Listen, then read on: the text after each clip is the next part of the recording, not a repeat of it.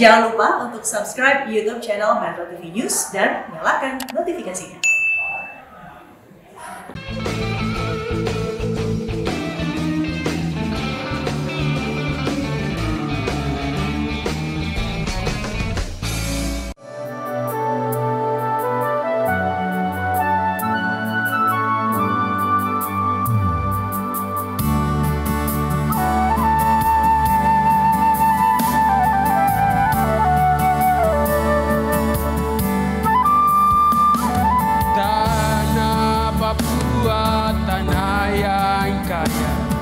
Sebuah kecil jatuh ke bumi, seluas tanah sebanyak batu adalah harta harapan.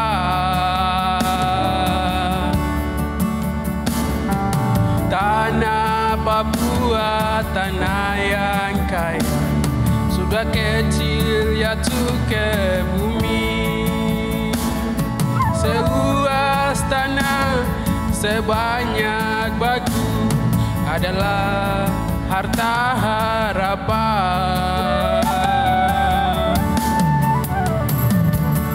Hitam kulit keriting rambut, aku Papua.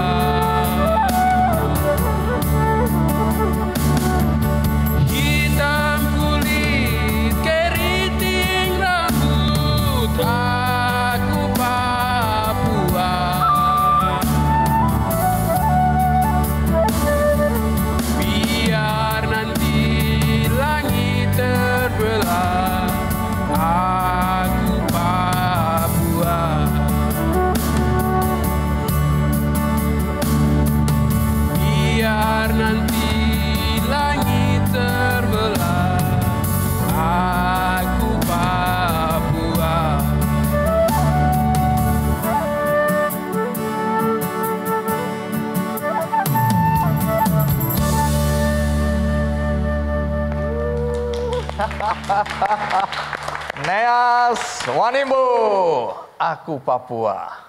Neas, terima kasih sudah hadir di acara Kick Candy. Silakan duduk.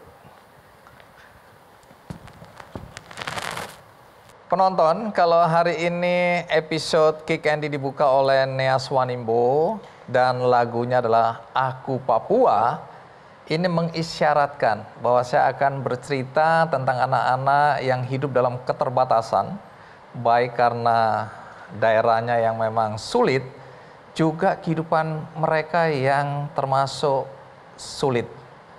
Karena mereka adalah anak-anak yang lahir dari keluarga yang sangat-sangat sederhana, kalau tidak bisa dibilang miskin, tapi apa yang terjadi dalam kehidupan mereka dan apa yang mereka perbuat sekarang adalah satu inspirasi buat anak-anak di seluruh daerah di Indonesia yang sampai hari ini masih merasa bahwa aku lahir dari keluarga miskin, orang tuaku tidak berpendidikan tinggi, kemudian mungkin aku tidak mempunyai kesempurnaan fisik, dan macam-macam alasan yang membuat mereka terkendala untuk mewujudkan mimpi mereka agar mereka sukses dalam kehidupan. Nah, inilah inti cerita kita kali ini.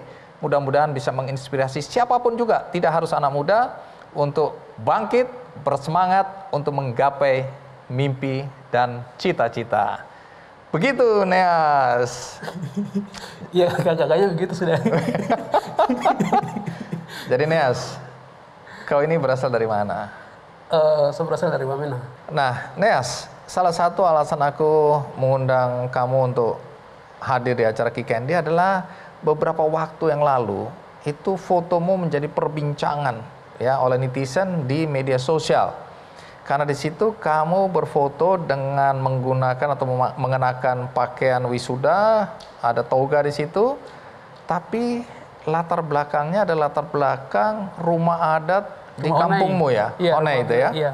Coba kita, ini dia. Oh iya benar. Wih, ganteng sekali adikku ini ya. Jadi apa cerita kok sampai kamu bawa toga, bawa pakaian wisuda, itu ijazah ya? Iya, itu jasa. Ijazah sarjana ya? Iya. Sampai ke kampung halaman begitu, ini seizin kampus atau tidak ini baju dipakai?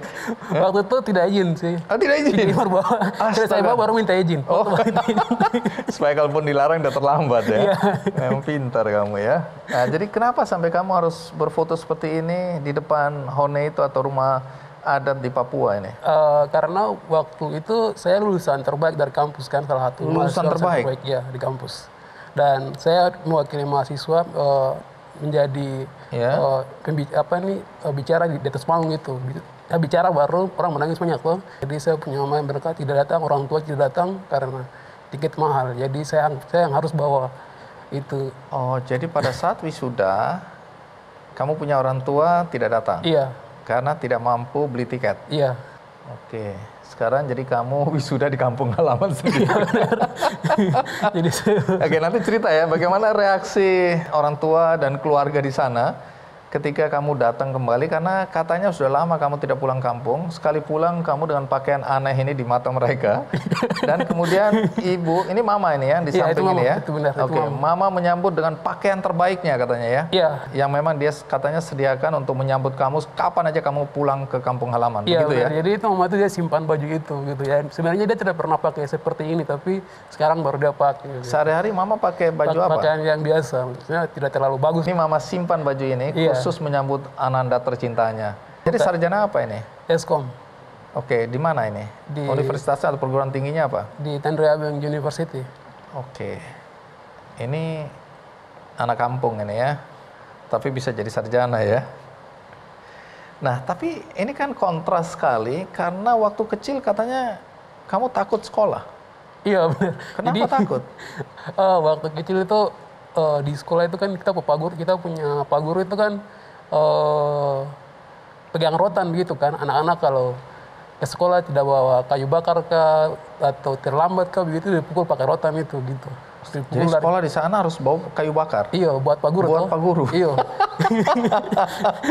Kayu Iya, bakar, iya. sayur begitu kita bawa tiap hari juga tiap hari. Tapi Iya. ada jadwal begitu. Hari Senin Oh, bawa kamu sayur. yang bawa kayu bakar, kamu yang bawa kayu bakar gitu ya? Iya, ada bawa ubi juga, ada bawa Oh, sayur bawa juga. ubi begitu. buat Pak Guru. Buat Pak Guru.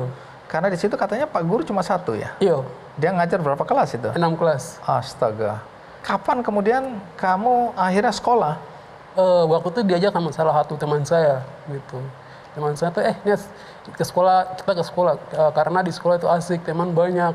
Terus kita main-main main-main karet kah, kelereng kah, pokoknya main-main begitu asik di sekolah. Dia Oh, bilang jadi dia gitu. cerita asik sekali kalau Iya. sekolah ya. Banyak teman. Iya, Terus kau mau sekolah? Iya, dari Kelas situ. berapa? Masuk dari kelas 1? dari kelas 1. Oke. Itu pakai seragam atau tidak itu? Waktu kelas 1 tidak pakai seragam gitu. Bahkan waktu itu ya masih ingat kelas 1 mungkin telanjang waktu itu. Telanjang badan begitu? Iya. Hanya pakai celana pendek aja? Iya. Telanjang, badan di atas nggak pakai Pakai baju? celana saja, kadang pakai celana saya tidak pakai baju. Jalan, pakai sepatu atau tidak? Tidak ada itu. Oh, tidak ada sepatu. Jadi Kopu Kampung sebenarnya di mana ini persisnya ini? Di Tangba di Kabupaten Yahukimo. Jadi kalau dari Wamena itu berapa lama jalan Dari atau Wamena, naik kendaraan ke Kalau sana? darat itu bisa 8 sampai 10 jam kalau jalan kaki kalau orang biasa. Tapi kalau masyarakat di sana tuh mereka di bawah itu. Itu kalau sekolah di sana itu pakai kurikulum tahun berapa itu? Waktu kamu sekolah dulu di SD? Dulu waktu SD itu kita tidak pakai kurikulum kayaknya. Pak Guru udah mengajar saja begitu. Yang penting kita bisa mengerti ABC sama itu. Jadi Pak Guru ini lulusan apa nih Pak Guru nih? Dia hanya lulus SMA. Oh SMA, tapi Iya. dia ngajar ya? Iya, dan juga dia mengajar dengan sukarela begitu. Oh sukarela, Iya. oke inisiatif. Dia Makanya bukan- kalian bayar pakai ubi ya, Iya, kita pakai bawa. kayu bakar gitu ya. Iya. Jadi ini orang baik sebenarnya Pak Guru ini ya, karena dia mengabdikan dirinya untuk mengajar anak-anak lepas dari mungkin tidak resmi ini honorer atau ada yang bayar? Dia atau tidak? relawan sih, relawan. Oh gitu. relawan, jadi Iya. tidak ada yang bayar Iya, dia. tidak ada yang bayar juga sebenarnya. Hebat. Nama Pak Guru itu masih ingat kan tidak? Pak Guru SGM sih. Pak Guru SGM ya, itu dia pemarga kan pasti. Iya. Baik, apapun cerita tapi itulah pengalamanmu dulu waktu SD takut sekolah, tapi akhirnya jadi sarjana, ya. Ya, Nes, jadi aku dengar bahwa kamu lahir dari keluarga yang boleh dibilang miskin ya. Nanti cerita apa pekerjaan orang tua. Nah, dari sini kita akan dengarkan cerita bagaimana seorang anak dari keluarga miskin di pedalaman Papua, kemudian bisa jadi sarjana di Jakarta, dan diminta jadi pembicara di beberapa negara. Keren kan? Ikuti terus cerita tentang Neas sesudah kita rehat sejenak. SMA kelas 1 itu Oke. orang tua yang kasih beasiswa itu mama meninggal. Jadi untuk mendukung sekolah pendidikan yang bayar sekolah itu harus sendiri. Harus berjuang Iya, sendiri. jadi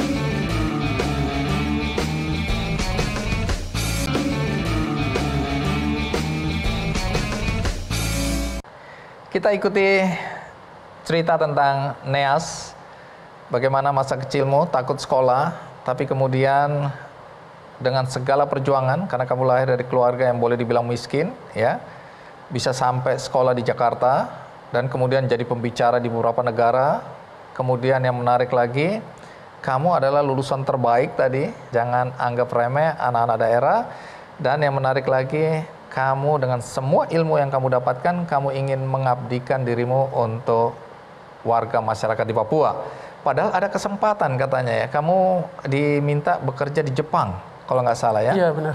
Tapi Ada sebelum tawaran. kita lanjutkan, Neas, ada baiknya kita lihat dulu liputan berikut ini.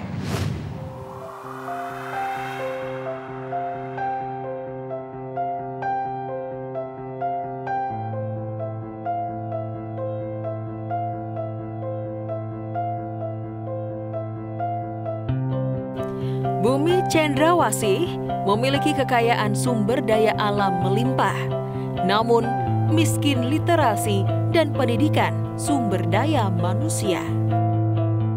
Ialah Neas Wanimbo, putra Papua berprestasi yang peduli akan literasi dan pendidikan di Papua. Saya berdiri di sini berbicara sini, saya sangat beruntung bisa kuliah di NDAB University. Bagi kita anak-anak Papua, untuk mendapatkan pendidikan S1 adalah sangat gampang dan sangat mustahil buat kita. Sebagai keluarga yang ada perlakuan petani dan juga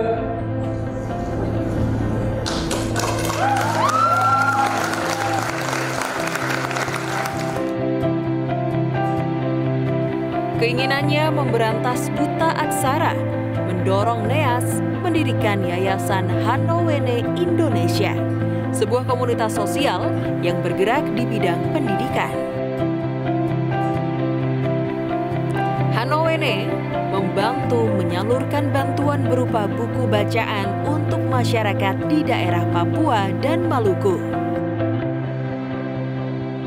Dirinya juga membangun dan memperbaiki perpustakaan di beberapa daerah Papua untuk menumbuhkan minat baca.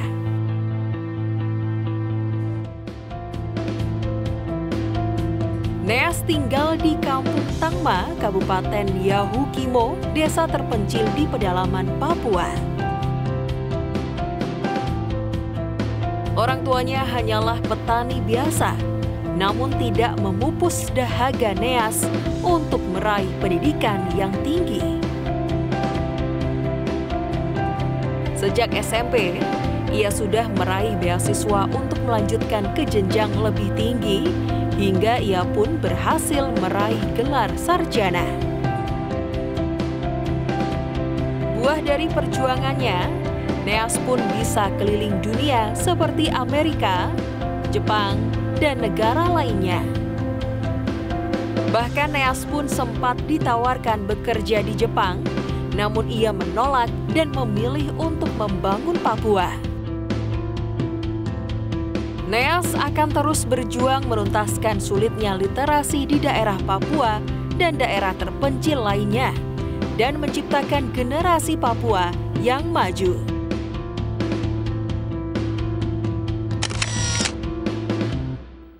Nah, Neas, ini kan tadi disebutkan di situ bahwa waktu melanjutkan ke SMP dapat beasiswa.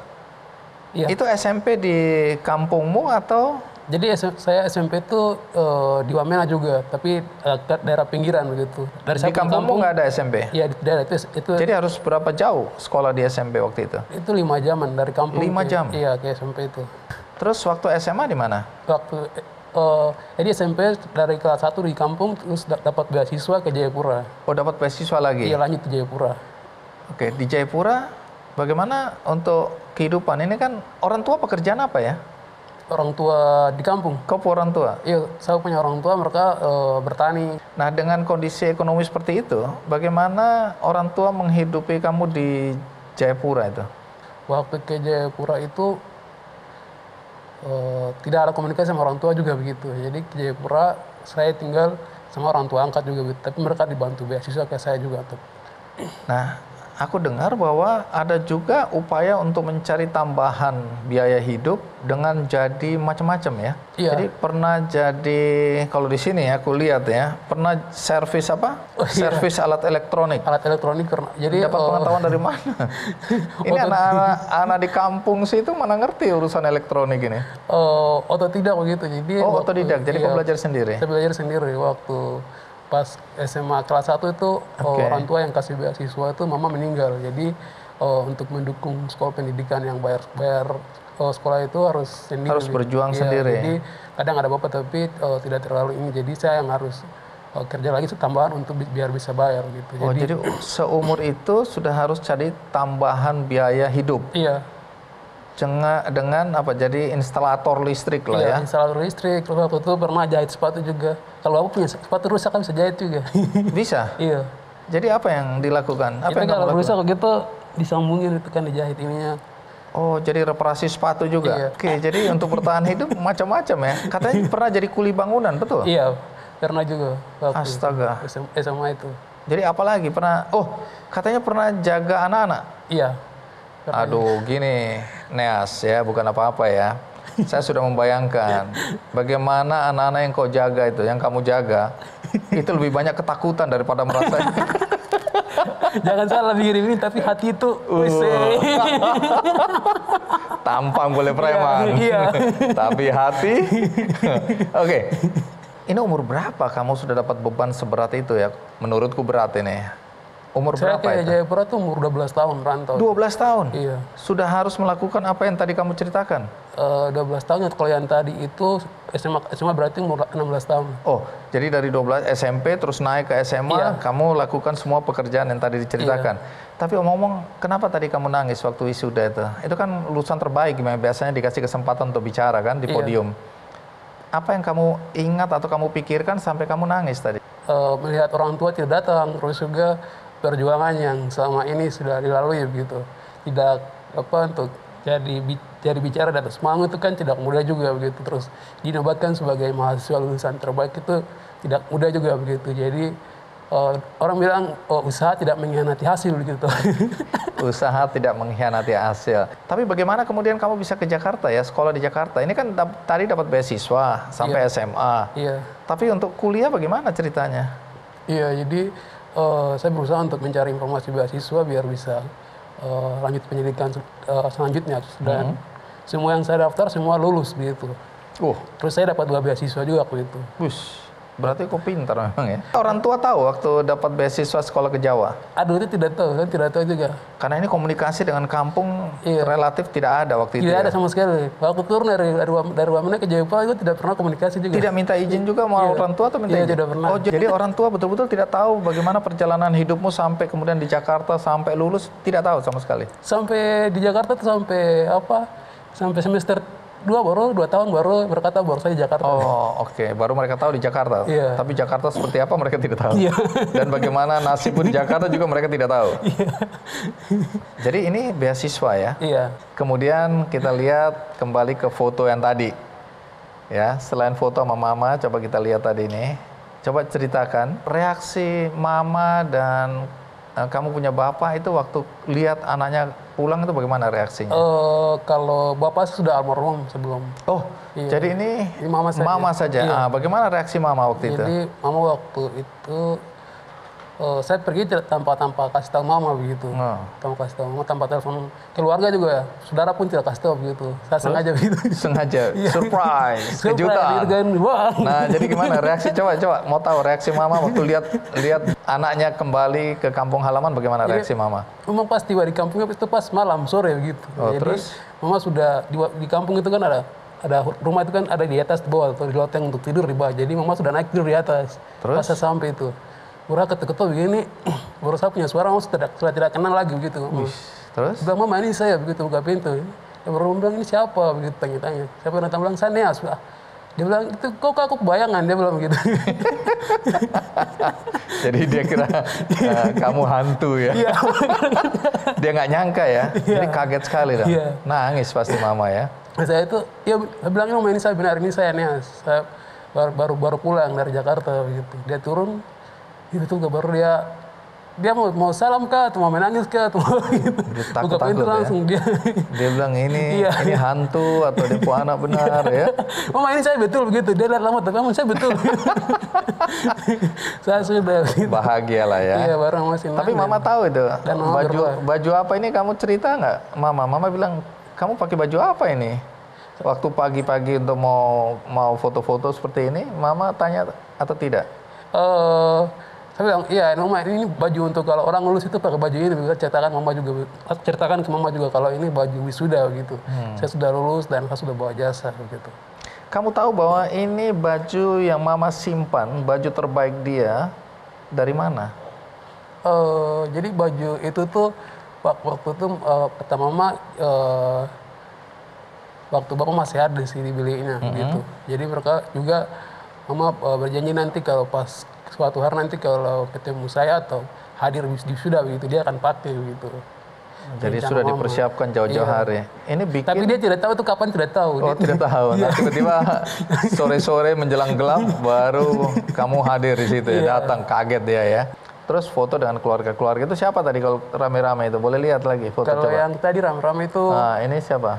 Yang sebelah sana itu kakak pertama, yang satu itu kakak keluarga. Sebelah sini saya punya om. Ya, sebelah sini om-om. Terus aku dengar kan tadi kamu juga jadi pembicara bahkan bisa keliling berbagai negara. Kok bisa? Jadi waktu kuliah juga saya terlibat aktif sekali di kegiatan-kegiatan kemahasiswaan dalam kampus dan luar kampus. Jadi dari situ saya dapat kesempatan untuk bisa keluar dan juga dapat student exchange waktu ke Amerika itu. Jadi ini anak kampung di pedalaman tiba-tiba ada di sebuah negara besar. Di mana ini persisnya? Di Arizona. Arizona. Iya. Oke. Terus kemana lagi? Ke Jepang. Pernah ke Jepang 2 bulan. Terus?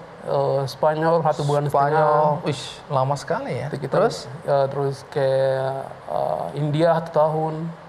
India setahun? Iya, saya pernah jadi relawan di sana juga setelah lulus.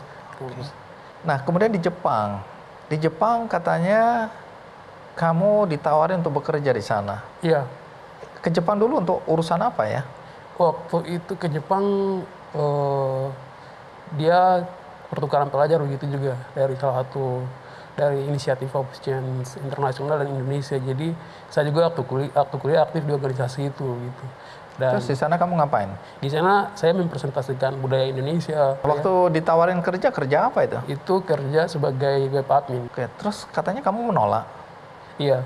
Lah sementara orang-orang kepingin sekali kerja di Jepang, kerja di luar negeri.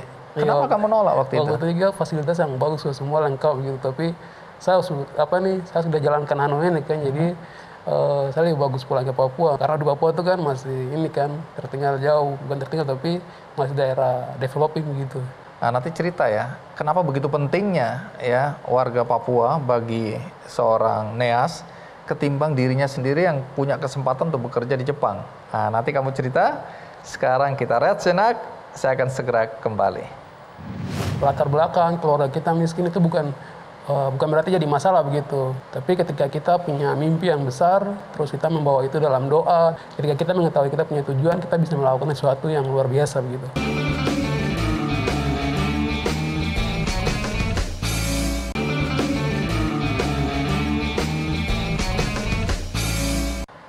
Coba Neas, supaya aku bisa mencerna apa yang ada dalam pikiranmu dulu, ya. Apa yang terjadi sehingga kamu merasa lebih penting untuk bikin yayasan? Yayasan apa sekarang namanya? Hanowene. Nah, Hanowene ini daripada kamu bekerja di Jepang. Coba jelasin supaya aku bisa paham dan bisa menerima alasanmu. Mungkin apa ya? Saya tadi bilang berasal dari keluarga yang sederhana begitu, tapi bisa berprestasi, bisa kemana-mana. Tapi di Papua tuh banyak teman-teman yang sama seperti saya begitu. Mereka juga punya mimpi yang besar, punya harapan yang besar, tapi tidak ada akses, tidak ada fasilitas yang menyediakan begitu. Jadi saya bikin yayasan Hanoi ini biar fasilitas saya bisa menyediakan melalui yayasan ini begitu, melalui komunitas ini. Jadi akhirnya saya lebih memilih pulang ke Papua untuk membangun komunitas Hanoi, membangun komunitas ini di Papua dan mensupport adik-adik yang di sana, karena saya ingin sekali saya bisa melihat ke depannya adik-adik yang di Papua juga bisa seperti saya begitu. Karena banyak dari teman-teman, saya punya teman-teman mereka tidak lanjut sekolah karena banyak alasan dan lain hal kayak. Jadi saya tidak mau seperti itu, dan di bawah saya itu mereka harus lebih dari saya begitu. Jadi saya pengen itu yang saya mau balik. Kalau boleh tahu, Hanowene ini apa? Kenapa namanya Hanowene? Oh iya, Hanowene itu bahasa Wamena, artinya itu kabar baik. Jadi, kabar baik. Harapannya itu kita kan memang program kita ada buku-buku, terus kita kirim buku-buku ke pedalaman, kita buka perpustakaan juga begitu. Jadi dengan program yang kita buat ini menyebarkan kabar baik begitu. Kabar baik itu membawa harapan yang baru ke masyarakat, membawa sesuatu yang baru ke masyarakat begitu. Jadi tujuannya apa persisnya? Apa yang ingin kamu capai dengan semua kegiatanmu ini? Jadi meningkatkan minat baca, terus menghilangkan angka buta huruf, terus juga di desa-desa itu kan di kampung-kampung itu guru-guru yang ditugaskan tidak datang mengajar gitu. Mereka lebih memilih tinggal di kota daripada datang mengajar gitu. Jadi fasilitas yang kita sediakan itu walaupun di sana tidak ada guru, tapi anak-anak mereka bisa belajar mandiri begitu. Dan kayak tadi guru volunteer itu begitu, mereka itu kan punya pengetahuan cuma itu saja begitu, cuma tidak banyak. Tapi melalui buku-buku yang kita kasih itu, kita bawa dibuka perpustakaan di sana, mereka bisa belajar, terus ilmunya mereka bisa share ke anak-anak begitu. Dan selain buku-buku, kami juga ada program inspirasi juga. Kita bikin kisah inspirasi dari desa-desa kayak Pak Guru yang mengajar begitu. Kita udah bikin video, upload di kita punya sosial media biar, karena orang-orang guru-guru yang di kota fasilitas lengkap tapi masih mengeluh begitu, jalan dengan mobil begitu. Sedangkan guru-guru yang di sana di pedalaman itu mengajar dengan sukarela, dengan kondisi yang tidak kini, tapi mereka tetap semangat mengajar begitu, dan buku-buku yang fasilitas yang tidak lengkap begitu. Jadi banyak sekali keterbatasan ya yang kamu lihat dalam proses ajar mengajar pendidikan di sana. Udah ada internet belum ya di situ? Belum ada. Selain tadi urusan Yayasan Hanowene tadi, kan kamu juga aktif di Papua Muda Inspiratif ya? Iya benar. Apa itu? Jadi Papua Muda Inspiratif itu salah satu gerakan yang kami bangun dari teman-teman Papua. Salah satunya Kakak Billy, staf khusus presiden. Terus jadi kita gabung, kita ingin menginspirasi anak-anak Papua lain juga begitu. Jadi kita ada sekitar 20 anak-anak dari Papua yang memang untuk menginspirasi adik-adik lain atau generasi berikutnya ya? Iya, generasi berikutnya betul. Oke, menarik. Terus aku dengar kamu sekarang punya mimpi untuk membuat pembangkit listrik tenaga air di berbagai desa di pedalaman Papua. Apa yang kamu mau lakukan? Kenapa PLTA? Oh iya benar, jadi setelah membangun perpustakaan itu semua kan untuk mensupport kita punya program jalan, salah satunya juga listrik gitu. Kalau dengan adanya listrik juga anak-anak bisa belajar di sore hari atau di malam hari. Terus juga aktivitas masyarakat, sekarang masyarakat di kampung sudah mulai ada yang pegang HP juga begitu. Jadi terus ada juga... Kalau pegang HP isinya apa itu? Lagu, video. Oh, jadi bukan untuk meningkatkan kualitas pendidikan, tapi lebih banyak untuk hiburan ya? Hiburan begitu. Ini kan nggak ada listrik, tadi kamu cerita. Lalu waktu dulu kamu kecil itu belajar penerangannya apa itu? Oh iya, waktu dulu itu saya belajar pakai baterai begitu. Saya bawa sini, tapi mana ya? Baterai? Iya, jadi kalau kita putar radio yang dulu pakai kaset itu.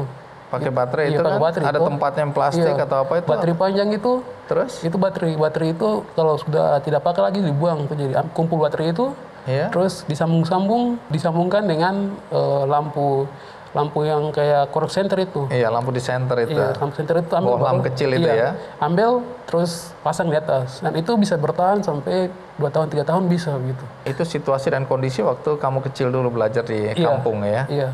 Nah, PLTA. Jadi ke depan ini Neas ya, dengan apa yang kamu lakukan, kamu ingin memberikan kontribusi bagi kampung halamanmu. Kan bukan untuk Papua saja, pasti kamu ingin melebarkan juga gerakanmu atau karyamu ini di luar Papua juga ya. Iya. Tapi apa mimpimu buat anak-anak di seluruh Indonesia, bukan cuma di Papua, yang sampai hari ini mungkin merasa karena dia lahir dari keluarga miskin, karena mungkin orang tuanya pendidikannya tidak tinggi, ya, kemudian merasa bahwa tidak ada harapan bagi dia untuk mengejar mimpi dia, ya banyak sekali. Jadi bukan cuma di Papua, di Aceh, di Kalimantan, ya, di Sumatera, di Sulawesi, itu banyak anak-anak yang seperti ini. Nah, coba sampaikan sesuatu untuk memberikan semangat pada mereka, ya, bahwa kemiskinan, ya, kendala geografi itu tidak menghalangi seseorang untuk menggapai mimpi seperti yang kamu capai hari ini. Buat teman-teman yang punya background, punya cerita yang sama seperti saya mau bilang latar belakang keluarga kita miskin itu bukan berarti jadi masalah begitu. Jadi masalah untuk kita untuk jadi maju. Tapi ketika kita punya mimpi yang besar, terus kita membawa itu dalam doa, terus kita berusaha keras, ketika kita mengetahui kita punya tujuan, kita bisa melakukan sesuatu yang luar biasa begitu. Dan itu akan membawa dampak besar untuk kita punya masyarakat, dan juga untuk bangsa. Jadi tetap semangat dan tetap mengejar mimpi. Iya, tepuk tangan dulu gitu ya. Dan dengar-dengar untuk mewujudkan gerakan PLTA ini, kamu juga mengajak serta siapapun ya, untuk bersama-sama bergandengan tangan ya melalui benihbaik.com kalau nggak salah ya. Iya benar. Ada campaign atau penggalangan dana yang nanti ditujukan untuk membangun PLTA di sana ya. Iya. Jadi mudah-mudahan satu hari ya melalui penggalangan dana mengajak serta banyak orang, salah satunya melalui benihbaik.com, apa yang kamu impikan bisa terwujud ya. Amin. Oke, sukses Neas, tetap semangat. Tetap semangat Kak. Iya. Karena habis ini Neas, kita akan bertemu dengan satu teman juga asal Papua. Dulu dia bantu-bantu orang tuanya jualan kue di pasar.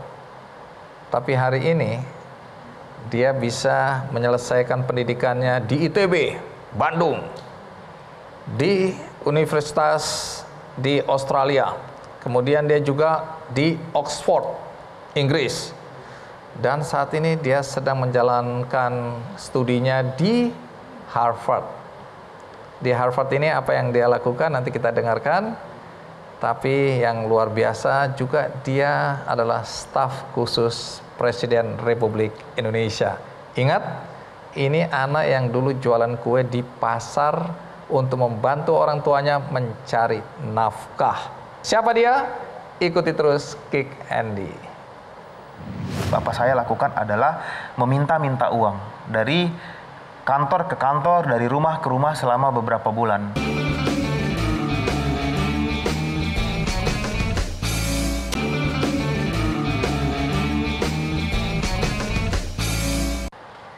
Terima kasih Anda masih bersama saya di acara Kick Andy, dan tadi saya sudah sempat bocorkan sedikit informasi mengenai narasumber kita berikutnya. Seorang anak berasal dari Papua, bisa dibilang datang dari keluarga yang miskin, berjuang membantu orang tua sejak kecil untuk jualan kue di pasar. Tapi hari ini tentu kita bangga bahwa anak yang jualan kue itu akhirnya bisa sekolah ke ITB, bahkan ke Australia, Inggris, Amerika, dan dipercaya menjadi staf khusus Presiden. Siapakah dia? Mari kita sambut Billy Mambrasar. Tepuk tangan. Billy, thank you sudah hadir di acara Kick Andy. Iya, silakan duduk. Terima kasih. Billy, jadi kamu ini menarik perhatian banyak orang ketika Presiden Jokowi memperkenalkan anak-anak muda yang menjadi staf khusus Presiden. Dan kamu adalah salah satu wakil anak muda dari Papua. Billy, coba, nggak semua orang mengikuti perjalanan hidupmu, ya. Coba secara singkat aja perkenalkan. Nama lengkap saya Gracia Josafat Jobel Mambrasar, lahir di Serui 34 tahun yang lalu, Papua, pulau di atas paling utara di Papua. Lahir dari anak ketiga dari 5 bersaudara. Pekerjaan sehari-hari sebelum menjadi staf khusus adalah seorang pendidik, aktivis sosial, fokus di bidang pendidikan. dari latar belakang keluarga yang sederhana. Pekerjaan orang tua apa? Pekerjaan orang tua ayah adalah seorang guru honor sampai sekarang seumur hidup. Ibu saya masih berjualan sehari-hari, berjualan snack, makanan-makanan, kue-kue. Sampai sekarang masih. Sampai sekarang? Sampai sekarang ya. Ayah sampai sekarang masih Guru honorer? Iya. Masih honorer? Masih honorer. Kasihan, anaknya sudah staf khusus tapi orang tua masih honorer. Belum diangkat jadi guru tetap ya? Tidak, ya. Mama masih jualan? Berjualan sehari. Bikin kue subuh-subuh, jual seharian. 1 hari. Oke. Iya. Jadi kenapa nggak berhenti? Ini anaknya sudah tanda kutip ini sudah berhasil. Tapi kenapa mama sama papa masih tetap seperti dulu? Mungkin mereka merasa itu bagian dari pelayanan. Jadi mereka senang mengerjakannya. Oke. Mereka bilang itu yang staf khusus anak kita begini saja katanya. Iya. Saya sering lupa itu. Tapi banyak juga orang tua yang tetap bekerja karena mereka bilang dengan bekerja itu mereka tidak kemudian jadi pikun. Kemudian ada aktivitas yang membuat mereka tetap semangat untuk hidup, ya. Jadi mungkin ini masuk dalam klasifikasi. Itu. Iya. Oke, Bill. Jadi itulah kehidupanmu dengan latar belakang seperti yang kamu ceritakan tadi. Tapi sebelum kita lanjutkan, ada baiknya kita simak dulu tayangan berikut ini.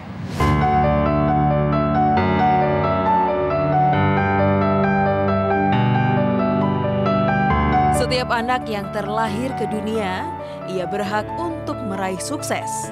Walaupun ia terlahir dari keluarga kurang mampu, seperti halnya yang dialami oleh Billy Mambrasar, pemuda asal Serui, Kepulauan Yapen, Papua ini. Semasa sekolahnya, ia berjualan kue untuk membantu orang tuanya dan mengamen demi bertahan hidup. Walaupun dibesarkan dari keluarga kurang mampu, Billy berhasil melanjutkan pendidikannya hingga ke tingkat doktoral di universitas ternama dunia, Oxford dan Harvard, berkat beasiswa yang diperolehnya. Tidak hanya itu saja, Billy juga menoreh prestasi saat mengemban pendidikan di luar negeri, seperti diundang untuk magang oleh pemerintah Amerika Serikat dan menjadi utusan Indonesia untuk berbicara mengenai isu pendidikan di kantor pusat Perserikatan Bangsa-Bangsa. Selain itu, Billy juga mendirikan Kitong Bisa, sebuah yayasan untuk membantu pendidikan di Papua untuk anak-anak kurang mampu. Berkat prestasinya, kini Billy dipercaya menjadi salah satu staf khusus presiden dari kalangan milenial untuk membantu presiden membangun Indonesia dengan memberikan ide-ide dan gagasan-gagasannya. Billy juga kerap membagikan tips-tips bagaimana ia bisa mencapai hingga titik di mana ia berada di kanal YouTube-nya. Dan ia berharap dapat memotivasi anak-anak Indonesia untuk terus maju dan membanggakan Indonesia. Nah, Bill, sampai umur berapa ya kamu bantu orang tua jualan kue ya? Sampai lulus SMP. Karena setelah lulus SMP, orang tua bilang tidak ada biaya untuk SMA. Jadi satu-satunya jalan adalah saya harus mencari SMA yang tidak berbayar. Sehingga saya harus pindah ke ibu kota. Ada SMA yang memberikan beasiswa full. Ibu kota itu di mana? Di Jayapura. Di Jayapura. Iya. Oke, jadi dari Serui kamu pindah ke Jayapura. Oke, tunggu dulu. Jadi sampai SMP jualan kue. Ini kue apa yang dijual ini? Macam-macam, pisang goreng, ada donat. Nggak malu itu. Teman-teman bagaimana lihat ada Billy jualan kue, jualan pisang. Ini jualannya di mana? Di sekolah, bawa ke sekolah SMP waktu itu. Jadi kamu bawa ke sekolah? Iya, sambil sekolah bawa. Apa kata guru, apa kata anak-anak itu? Biasa saja sih. Maksudnya kayaknya di sana bahkan teman-teman juga memang ada juga yang jadi pernah memperoleh hinaan juga kalau pas jual di luar di sekolah. Ada yang dimarah juga kayak misalnya ini mau belajar, kamu sebenarnya mau belajar atau mau jualan gitu kan? Ya. Tapi akhirnya lama kelamaan ya sudah biar ya sudah biarin. Dia mau jualan mau belajar jualan atau mau ngapain biar sudah. Oke, sampai SMP kemudian waktu SMA harus cari beasiswa sebenarnya atau sekolah yang tidak berbayar ya? Iya betul. Waktu pindah ke Jayapura bagaimana ceritanya? Jadi orang tua bingung karena ini anak dia mau SMA tapi tidak ada biaya untuk SMA. Sehingga ketika ada pengumuman di RRI, waktu itu hiburan kami cuma ada radio. Karena tidak ada listrik di rumah, jadi radio RRI pakai baterai. Diumumkan ada seleksi untuk masuk ke SMA yang tidak berbayar. Jadilah orang tua mendaftarkan saya, bapak saya mendaftarkan saya ikut seleksi. Dan ternyata alhamdulillah puji Tuhan lulus dan harus naik kapal ke Jayapura. Perjalanan dengan kapal, lalu tinggal di asrama. Nah itu baru tidak berbayar sekolahnya. Nah, Bel, kalau aku dengar cerita bahwa kehidupanmu juga tidak mudah tentu ya, terutama ketika harus melengkapi dirimu dengan segala perangkat untuk bisa sekolah, termasuk sepatu ini. Yeah. Aku dengar ada sepatu mulut buaya, itu apa? Coba cerita sedikit. Jadi karena sampai tidak mampu untuk beli sepatunya tuh sudah terbuka begini. Oh, kayak mulut solnya, buaya. ya. Sudah terbuka dan diikat pakai karet ban. Oh, diikat pakai karet? Karet ban ya. Astaga. Karet ban diikat terus ke sekolah. Sekolah terus sampai di sekolah kan terbuka lagi karena main-main lari-lari. Jadi akhirnya dipanggil si sepatu kulit buaya. Sepatu mulut buaya. Mulut buaya. Iya, sepatu karena sepatunya terbuka begini lebar. Jadi kehidupan sekarang bisa ketawa ya, kalau dulu sedih juga gitu ya. Dulu sampai tidak mau ke sekolah. Karena malu. Malu, dihina. Berapa lama kehidupanmu seperti itu? Menurut sampai saya selesai kuliah, baru saya bisa saya yang pertama kali bisa membalikan orang tua punya kehidupan menjadi lebih bisa. Jadi kalau Neas tadi cerita bahwa di rumah tidak ada listrik, sementara kamu juga cerita di rumah tidak ada listrik, pakai baterai tadi RRI. Iya. Jadi kalau belajar bagaimana? Itu apa, belajar harus siang atau malam? Bagaimana ceritanya? Sebisa-bisa mungkin belajar siang, karena kalau malam kan cahaya tidak cukup. Tapi kalaupun akhirnya karena siang juga jualan ke pasar maupun ke sekolah, akhirnya malam belajar itu harus pakai pelita yang lampu yang dikasih minyak dan sumbu. Kasih api, menyala, dan kalau satu tidak cukup, jadi harus kanan dan kiri, dua-duanya menyala. Dan belajar sampai jam 10 baru tidur. Nah itu kadang-kadang pagi bangun ke sekolah itu muka hitam dengan... Apapun cerita, orang tahu bahwa kamu kemudian sekolah sampai ke Australia. ITB dulu, ITB. ya. Nah, bagaimana anak miskin ini bisa sekolah sampai di ITB nih? Jadi waktu itu saya sambil berjualan kue, satu ketika saya di perpustakaan sekolah, sambil jualan saya baca buku, biografi tentang Soekarno. Soekarno bersekolah di salah satu kampus itu dibilang kampus teknik dan dia menjadi seorang yang namanya insinyur. Dari SMP saya termimpi-mimpi untuk menjadi seperti beliau, seperti Insinyur Soekarno, Presiden pertama Indonesia, untuk bisa menjadi insinyur, sekolah di sekolah tersebut. Saya cari-cari tahu, sekolah tersebut itu namanya ITB. Jadi dari SMP aja kamu udah punya angan-angan bisa masuk ke ITB? Iya. Oke, terus dia direndahkan oleh banyak orang kayak macam orang SMA saja tidak mungkin kamu bisa. Ini anak miskin SMA aja sudah ada apalagi sampai gratisan. Gratisan. Iya, terus sampai harus ke Jawa yang jaraknya jauh dan tidak ada keluarga, itu di Bandung tidak ada, mungkin itu tidak mungkin. Tapi kalau saya karena terbiasa jualan kue itu tidak menyerah, kue harus habis baru pulang. Jadi sifat tidak menyerah itu membuat saya tidak percaya orang yang bilang tidak bisa tuh tidak mungkin. Saya tidak percaya begitu. Lalu apa yang kamu lakukan? Saya akhirnya bilang, Bapak saya tidak mau tahu, saya harus pergi, saya harus sekolah sampai kampus itu. Saya tidak mau tahu caranya. Harus. Akhirnya Bapak dan Mama sudah mencari segala macam cara, dan yang Bapak saya lakukan adalah meminta-minta uang dari kantor ke kantor, dari rumah ke rumah selama beberapa bulan. Untuk mengumpulkan uang supaya kok bisa berangkat saya bisa berangkat ITB, dan sekolah ke Jawa, ikut tes. Berhasil akhirnya. Dan akhirnya puji Tuhan dapat uang. Ini minta-minta atau utang? Minta-minta. Karena kalau utang kan tidak mungkin bisa bayar kembali. Ya. Jadi akhirnya banyak orang baik, dan itulah saya bersyukur orang-orang di Indonesia, orang-orang di Papua khususnya punya hati yang mau membantu, banyak yang mau membantu. Iya. Terkumpullah 5 juta untuk saya bisa terbang. Berangkat ya. Untuk ikut tes. Tapi kan ada seleksi juga. Betul. Seleksi lolos. Ikut seleksi di Jawa itu Bapak bilang, ini kamu ikut seleksi belum tentu kamu lolos atau tidak lolos. Kalau kamu tidak lolos, cari jalan bertahan sendiri di Jawa. Karena ini kamu punya ambisi. Iya. Carilah bertahan hidup sendiri. Dan akhirnya saya berusaha, dan akhirnya puji Tuhan alhamdulillah lulus dan bersekolah. Masuk apa ya? Jurusan apa? Teknik pertambangan ITB. Oke, jadi kamu sekarang sarjana teknik pertambangan. Iya. Oke. Iya, lebih menarik lagi ya. Kamu pernah sekolah di Australia, Betul. Inggris, Amerika. Iya. Dan kalau kita lihat tadi bahkan diminta jadi pembicara di beberapa ajang internasional ya. Iya. Nah, nanti kamu cerita bagaimana sampai bisa seperti itu. Kita rehat sejenak, ikuti terus Kick Andy. Oke, daripada kita ngobrol sendiri, saya sudah undang Kepu Mama, Kepu Papa. Tidak mungkin. Itu di belakang, coba kau lihat.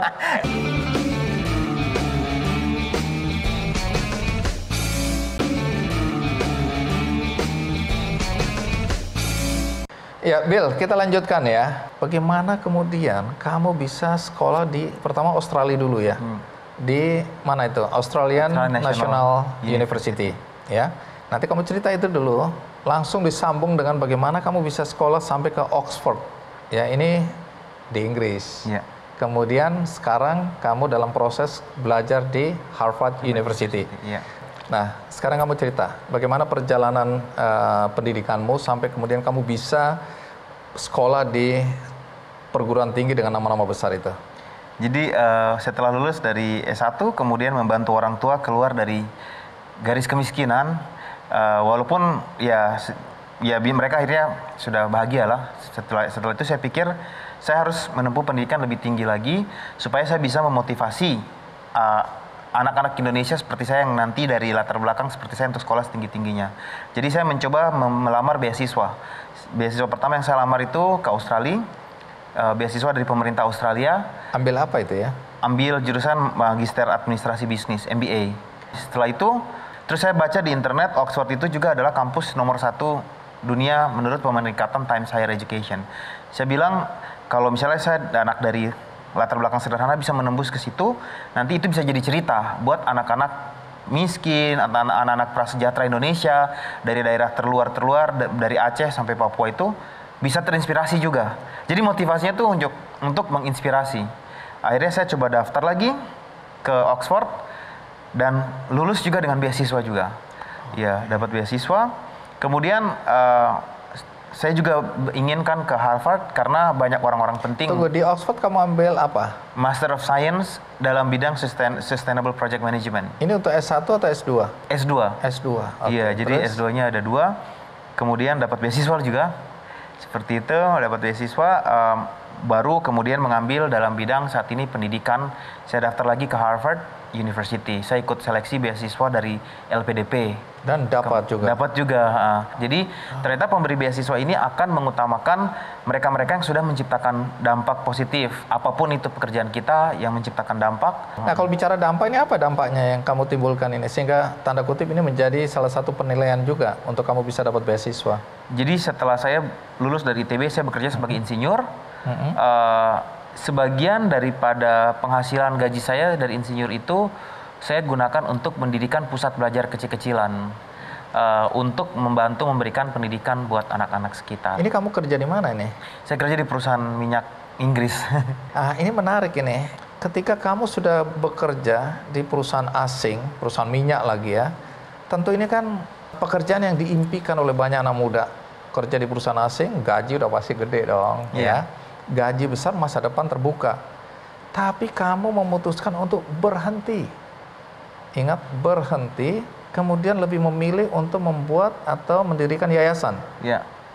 Nah, aku mau tahu waktu kamu memutuskan itu, apakah dengan kesadaran penuh atau kamu lagi khilaf? Coba cerita, aku nggak percaya kenapa kamu sampai memutuskan seperti itu. Jadi seperti yang tadi saya cerita perjalanan panjang sekali. Jadi saya pikir ada satu anak Indonesia bernama Billy yang menempuh kesusahan hidup seperti itu. Sementara saya lihat di internet dan di berbagai informasi ada jutaan anak Indonesia lain yang ternyata nasib sama seperti saya. Jadi kalau misalnya saya fokus bekerja dan membahagiakan diri saya dan keluarga, siapa yang nanti menolong anak-anak ini? Itulah yang menginspirasi saya untuk lalu berpikir bagaimana saya bisa menolong setidaknya anak di sekitar saya dulu yang mengalami nasib seperti saya dengan cara menyemangati saja. Makanya namanya tuh Kitong Bisa, itu menyemangati bahwa Oh, jadi ini yang kamu bikin waktu kamu berhenti? Betul, ya. Oke, terus? Menyemangati mereka untuk, ayo kita semangat untuk sekolah setinggi-tingginya, sama seperti cerita saya. Itulah yang membuat saya berpikir hidup ini tidak cukup hanya untuk saya dan kebahagiaan saya dan keluarga saja. Menurut saya kebahagiaan itu akan multiply, bertambah banyak kalau saya membahagiakan atau menolong lebih banyak orang lain. Itu yang membuat saya memutuskan saya harus melakukan sesuatu di luar kerjaan sehari-hari saya ekstrakurikuler untuk membuat yayasan yang membantu. Lalu bagaimana reaksi orang tuamu? Apakah mereka nggak kecewa melihat anaknya yang harusnya bisa membuat mereka sejahtera, bahagia dengan semua materi yang kamu dapatkan? Tahu-tahu kamu tinggalkan itu, kamu lebih memilih membantu orang lain. Nah, itu bagaimana reaksi orang tuamu? Jadi reaksi bapak dan ibu beda. Kalau bapak ini kan guru honor 40 tahun, yang sampai detik ini mengajar pun dia bahagia. Dia sangat bahagia sekali. Ketika dia mengajar, dia membantu orang, dia bahagia. Jadi pas saya membuat keputusan keluar dan menjadi seorang pendidik, melakukan hal tersebut, dia biasa saja, dia support. Mama saya itu langsung sakit 5 hari. Perempuan. Iya, perempuan. Perspektif melihatnya berbeda. Iya, Mama bilang, aduh masa mama harus kembali miskin lagi seperti yang dulu. Saya mencoba meyakinkan mama, tenang saja, nanti pasti ada jalannya gitu. Jadi mencoba meyakinkan mama, dan akhirnya saya tetap jalani, dan akhirnya saya buktikan bahwa saya tetap bisa menjalani pilihan hidup saya sambil tetap menjadi anak yang berbakti buat orang tua. Nah, Yayasan Kitong Bisa, kenapa begitu pentingnya yayasan ini dalam hidupmu sehingga kamu mengorbankan kesenangan, kebahagiaan pribadimu? Jadi konsep yang ayah saya ajarkan adalah kebahagiaan itu bisa multiply, bisa menjadi tambah banyak kalau kita menolong lebih banyak orang lain. Artinya satu kebahagiaan kita akan menjadi satu saja kebahagiaan kita. Tapi kalau kita menolong 5 orang lain, kebahagiaan kita akan menjadi 5. Dan kalau kita nolong 100 orang, kebahagiaan kita akan menjadi 100 orang. Jadi itu konsep yang ayah saya ajarkan, sehingga saya berpikir saya harus membuat ini, pergerakan ini, jadi menolong ratusan bahkan ribuan anak yang membuat kebahagiaan saya jadi bertambah banyak. Itu yang tidak didapatkan orang-orang yang tidak merasakan apa yang kamu rasakan ini ya? Betul, ketika kita menggantungkan kebahagiaan ke material saja itu tidak cukup. Oke. Daripada kita ngobrol sendiri, saya sudah undang Kopu Mama, Kopu Papa. Tidak mungkin. Itu di belakang, coba kau lihat. Sreng. Wah, Mama, Bapak. Nah, ini ada Billy di studio. Apa kabar di sana? Ini live? Lah, bagaimana tidak live? Halo juga Bapak Mambrasar. Sehat-sehat kah? Sehat. Puji Tuhan, selamat malam. Malam. Mama sehat, Mama? Sehat. Terima kasih sudah bergabung dengan kami. Nah, ini mau dengar cerita dulu. Billy dulu, ini anak baik-baik atau anak nakal ini sebenarnya? Bagaimana kehidupan Billy kecil dulu? Billy memang waktu masih kecil membantu orang tua, dan saya kerja serabutan selain jualan kue, jadi buruh tukang cuci. Jadi Billy pekerjaannya kalau pulang sekolah setor bawang goreng dari warung ke warung. Nah, kemudian jam sorenya jam 5 dan dia mulai duduk belajar dengan menikmati pelita yang dari kaleng itu. Dia sempat mengeluh, aduh Mama, kapan gitu pakai lampu yang terang? Ya, saya dalam hati saya menangis, tapi saya tidak pernah tunjukkan rasa kesedihan ini dengan anak-anak. Jadi saya hanya bilang, wah Mama dengan Bapak tidak bisa tinggalkan harta, tapi kamu punya harta ini ada di pena ini. Kalau kamu belajar tekun, kamu hidup jujur, kamu saling mengasihi, apa yang kau inginkan, apa yang kau cita-citakan, pasti tercapai.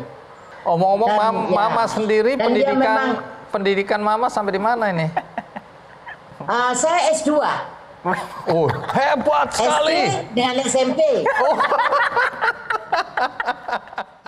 Oke, sekarang Pak Guru ini bagaimana melihat Billy di masa lalunya? Memang waktu masih kecil suka membaca dan membaca. Jadi dia masih belum masuk sekolah, dia sudah bisa membaca. Wow. Dan saya bilang sama dia, itu membaca itu adalah kunci untuk membuka pengetahuan dunia. Iya. Ya. Jendela jadi harus mampu membaca. Jadi saya memang pernah sering kali bilang sama Billy, ini anggap saja Bapak ini ngomong, tapi anggap saja bahwa ini mimpi si miskin. Bahwa satu saat kelak kita akan bangun sebuah sekolah yang bermutu untuk anak-anak Papua. Membangun sumber daya Papua yang lebih bagus, dengan pendidikan yang lebih bagus. Rupanya itu yang dia ingat, dan salah satu yang memotivasi dia sampai dia bisa keluar dari perusahaan asing, dia buka yayasan dan ingin memberikan motivasi lebih banyak. Nah, waktu Billy memutuskan untuk berhenti dari pekerjaannya, tadi kan sempat dibilang reaksi ya mungkin dia bapak tidak apa-apa. Tapi mama ini kecewa tampaknya ya. Mama, apa yang waktu itu dirasakan dan dipikirkan ketika Billy memutuskan berhenti dari pekerjaan, padahal gajinya besar sekali hari itu ya? Gimana Mama? Ya, waktu itu saya memang kecewa, dan yang terutama itu ketakutan saya, aduh bagaimana saya ingin semua anak-anak itu sekolah pintar. Kalau kamu sudah tidak kerja, bagaimana dengan adik dua? Puji Tuhan dia dan memang saya katakan bahwa Billy ini betul-betul anak yang diberkati. Tapi sekarang kan Billy jadi staf khusus presiden ini, Mama, Bapak. Iya. Udah pernah ketemu presiden belum? Saya belum. Saya Aduh. ingin sekali mengucapkan terima kasih untuk Bapak Presiden memilih anak Papua yang hidup di bawah garis kemiskinan menjadi stafnya. Jadi saya terima kasih, mungkin Bapak Presiden kalau melihat tayangan ini saya mengucapkan terima kasih. Bapak sudah memberi kepercayaan untuk anak saya.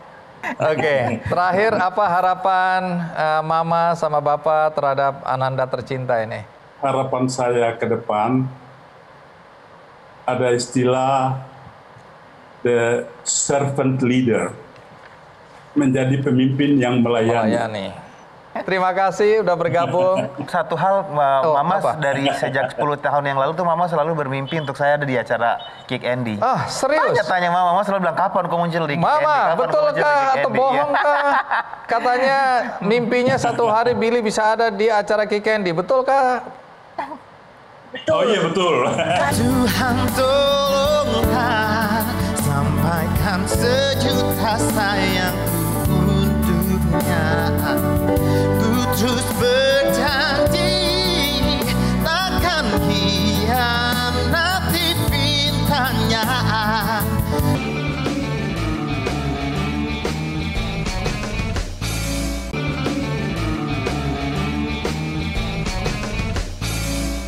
Nah, Bill, sekarang cerita, bagaimana kamu sampai mengambil keputusan yang penting dalam hidupmu, meninggalkan pekerjaan yang punya prospek ya untuk masa depanmu yang luar biasa, tapi kamu lebih memilih mendirikan yayasan Kitong Bisa. Kenapa kamu begitu yakin untuk meninggalkan pekerjaan yang menjanjikan ini?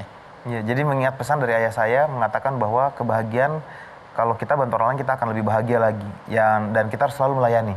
Akhirnya saya memutuskan pada satu titik saya harus full time menjadi seorang pelayan, menjadi seorang pendidik.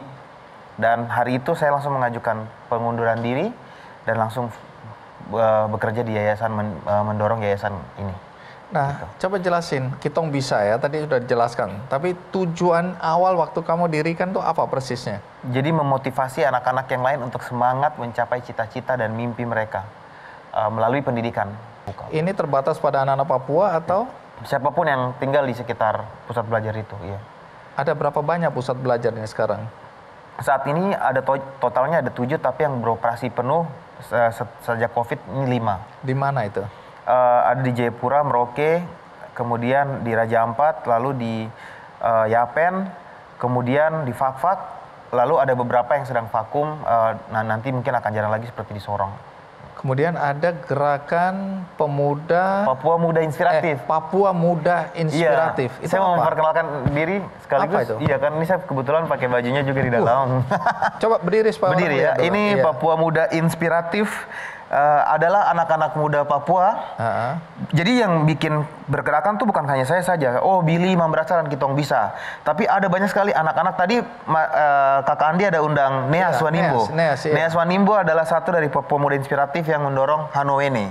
Ada lagi misalnya Simon Tabuni yang mendorong Anggimart, pergerakan pertanian untuk menolong mama-mama di Provinsi Papua Barat. Gerakan Papua Muda Inspiratif yaitu anak-anak muda Papua seperti saya yang ingin agar kita bisa ikut membangun dan ikut bukan tinggal diam, bukan mengeluh, tapi langsung membuat aksi bersama. Baik, kemudian kamu nggak selesai di situ.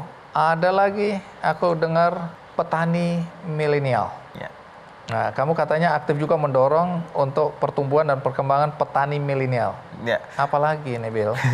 Jadi gerakan petani milenial ini dengan ditopang oleh juga Menteri Pertanian Pak Yassin Limpo dan berbagai mitra, termasuk juga Papua Muda Inspiratif. Kegiatannya apa ini, Bill?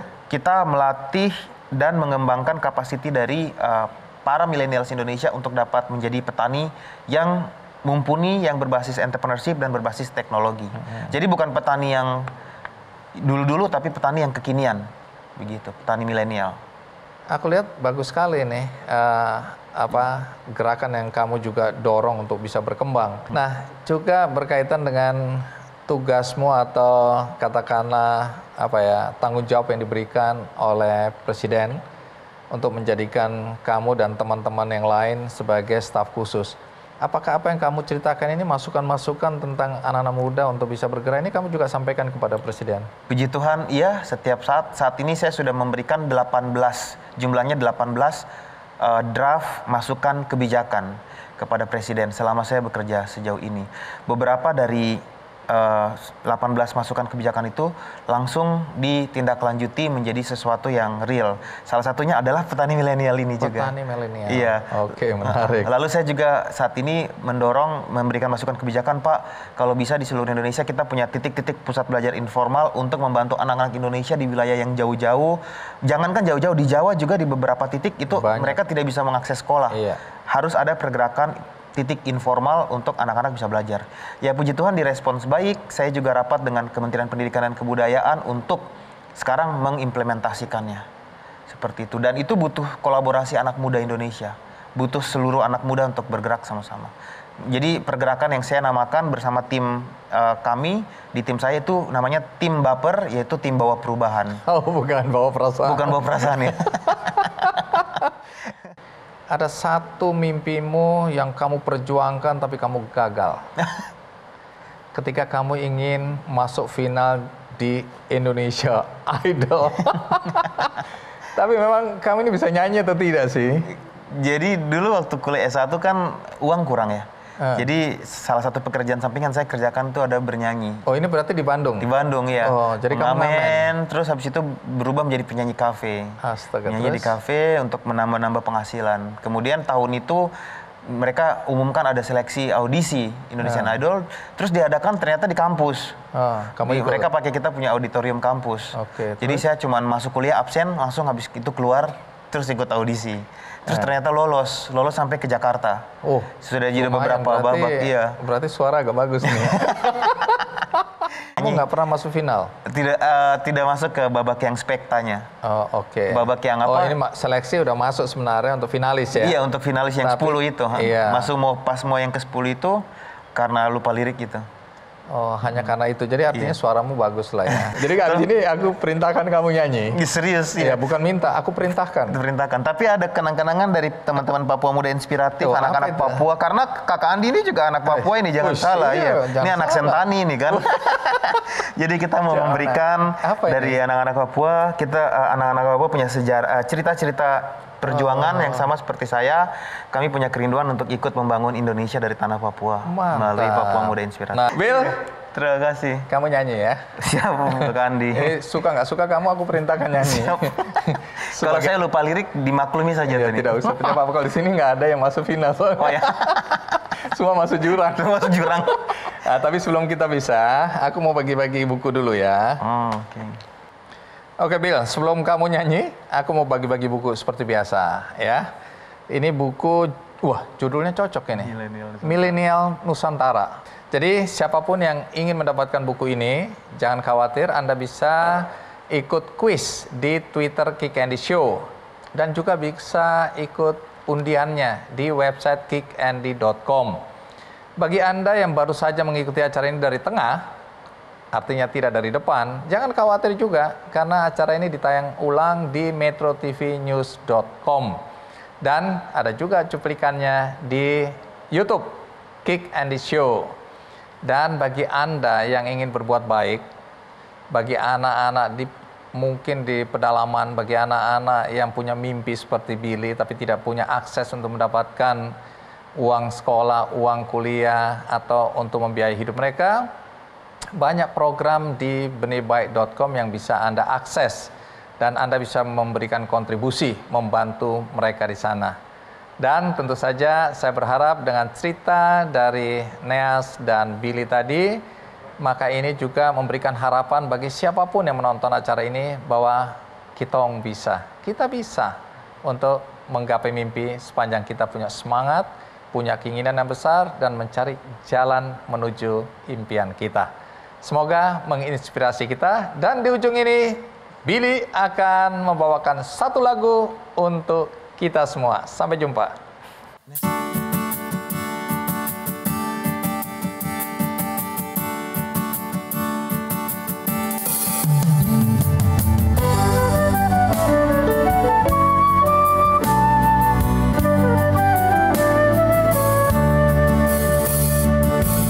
Teringat masa kecilku, kau peluk dan kau manja. Indahnya saat itu, waktu melambung di sisimu, terngiang hangat tanpa segar harum tubuhmu. Kau tuturkan segala mimpi-mimpi serta harapanmu. Kau ingin ku menjadi yang terbaik bagimu, patuhi perintahmu, jauhkan godaan yang mungkin ku lakukan dalam waktuku beranjak dewasa. Jangan sampai membuatku terbelenggu, jatuh dan terinjak. Tuhan tolonglah, sampaikan sejuta sayangku untuknya. Ku terus berjanji takkan hianati pintanya. Ayah, dengarlah betapa sesungguhnya ku mencintaimu. Kan ku buktikan ku mampu penuhi maumu.